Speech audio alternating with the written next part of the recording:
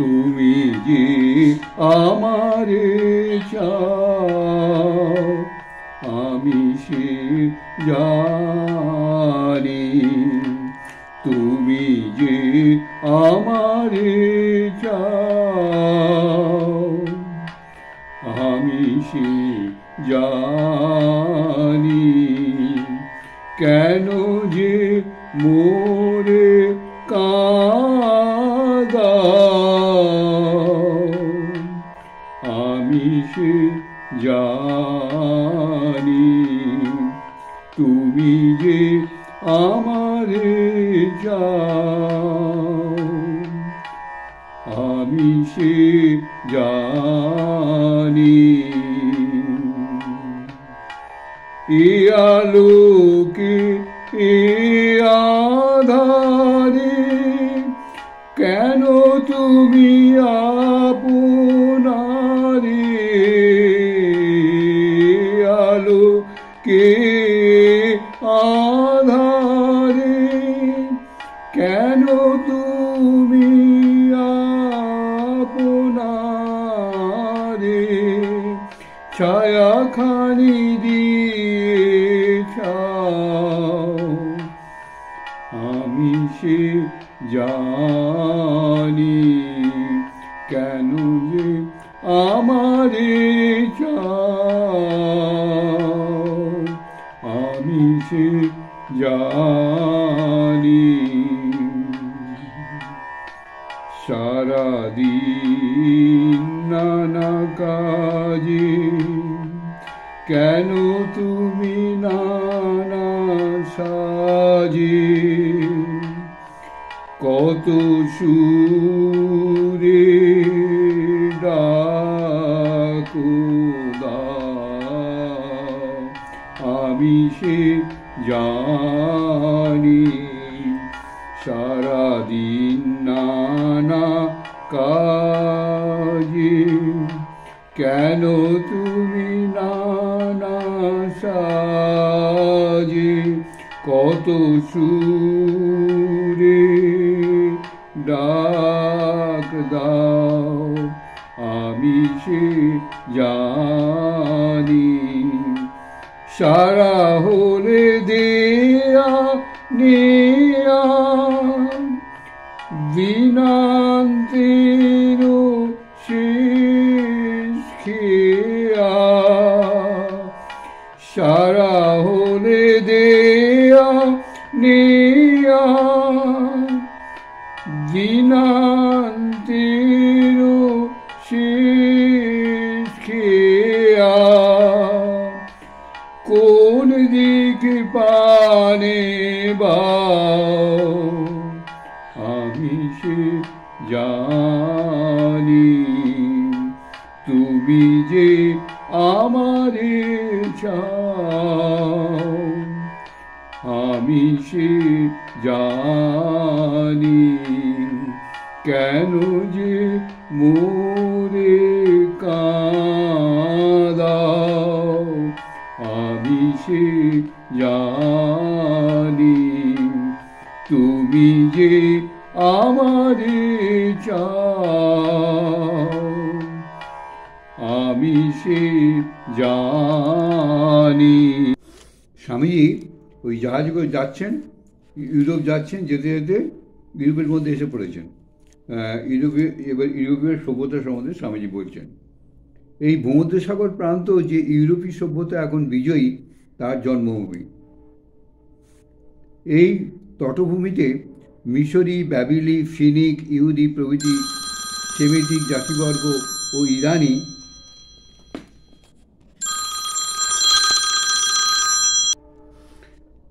যবন, রোমক প্রভৃতি আর্য জাতির সংমিশ্রণে বর্তমান ইউরোপীয় সভ্যতা।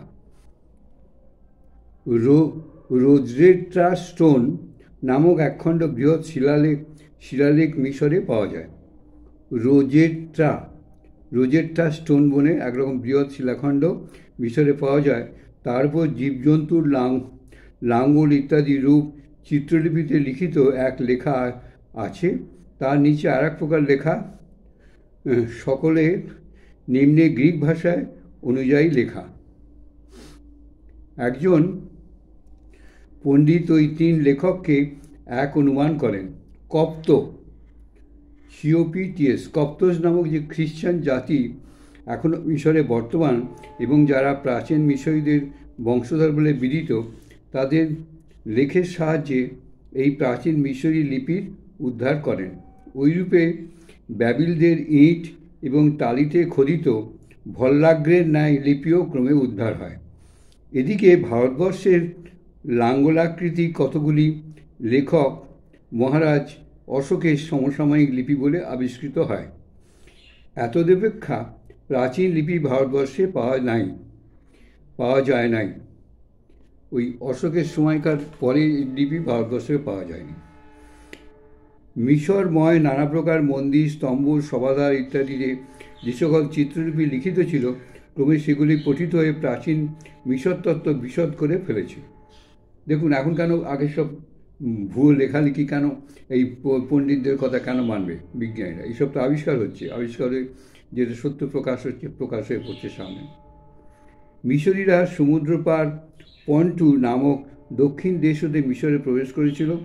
কেউ কেউ বলেন ওই পন্টুই বর্তমান মালাবার বা মিশরীরা ও দাবেরিরা একই জাতি।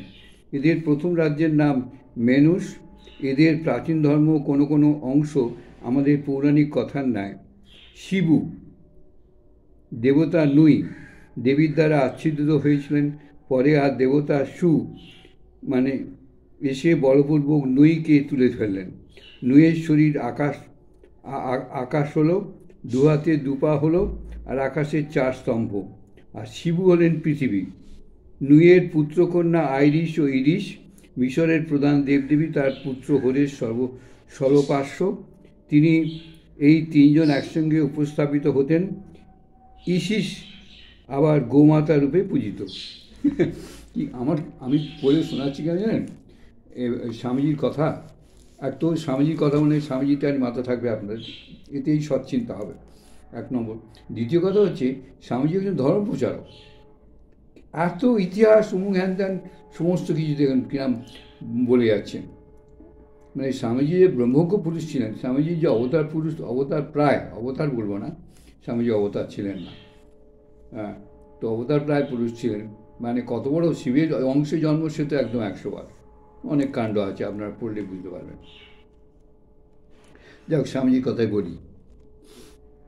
পৃথিবীতে নীলনদের ন্যায় আকাশে ওই প্রকার নীলনদ আছেন। পৃথিবীর নীলনদ তার অংশ মাত্র। সূর্যদেব এদের মধ্যে নৌকায় করে পৃথিবী পরিভ্রমণ করেন। মধ্যে মধ্যে ওহি নামক সর্প তাকে গ্রাস করে, তখন গ্রহণ হয়। এইসব হচ্ছে ওই লিপির কথা, এইসব হচ্ছে কাল্পনিক কথা, বুঝলেন, ওইসব পণ্ডিতদের। চন্দ্রদেবকে এক শুকর মধ্যে আক্রমণ করে, মধ্যে খণ্ড খণ্ড করে ফেলে। পরে 15 দিন তার সারতে লাগে। মিশরের দেবতা সকল কেউ শৃগাল মুখ, কেউ বাজের মুখযুক্ত, কেউ গোমুখ ইত্যাদি মিশরের দেবতারা। সঙ্গে সঙ্গে ইউফ্রেটিস তীরে আর এক সভ্যতার উত্থান হয়েছিল। তাদের মধ্যে বাল, মোলক, ইস্তারত ও দমুজি প্রধান। ইস্তারত দমুজি নামক মেষপালকের প্রণয়ে আবদ্ধ হলেন। মানে কী করে পৃথিবীর সৃষ্টি হয়েছে সব এক একটা ধর্মযাজক কিরম করে বর্ণনা দিচ্ছে দেখুন। ওই আদম ইভ একটা আছে না, বোধহয় খ্রিস্টানদের মধ্যে আদম ইভের ব্যাপারটা আছে। তেমনি এরা সব বিভিন্ন ধর্ম সম্প্রদায় নিজেদের কী করে মানুষের কী করে জন্ম হয়েছে, তাদের নিজেদের ধর্ম থেকেই যে সব দেবতার থেকে জন্ম, সেই তারই বর্ণনা সবকে, এসব পণ্ডিতদের কাল্পনিক ব্যাপার। ইস্তারত দমুজিয়ার মেষপালকের প্রণয়ে আবদ্ধ হলেন। এক বরাহ দমজিকে মেরে ফেলল। পৃথিবীর নিচে পরলোকে ইস্তারত দমজি অন্বেষণে গেলেন। সেটায় আলাত নামক ভয়ঙ্করী দেবী তাকে বহু যন্ত্রণা দিলে। শেষে ইস্তারত বললেন যে আমি দমজিকে না পেলে মর্তলোকে আর যাব না, মহা মুশকিল। উনি এলেন কামদেবী, উনি না এলে মানুষ, জন্তু, গাছপালার কিছুই জন্মাবে না। তখন দেবতারা সিদ্ধান্ত করলেন যে প্রতি বৎসর দমজিৎ 4 মাস থাকবেন পরলোকে, পাতালে 8 মাস থাকবেন, আর 8 মাস থাকবেন মর্তলোকে। তখন ইস্তারত ফিরে এলেন, বসন্তের আগমন হলো, শস্যাদি জন্মালো। এই দমজি আবার আদুনিস নামে বিখ্যাত। সমস্ত সেমিটিক জাতির ধর্ম কিঞ্চিত অবস্থান্তর ভেদে প্রায় একরকমই ছিল।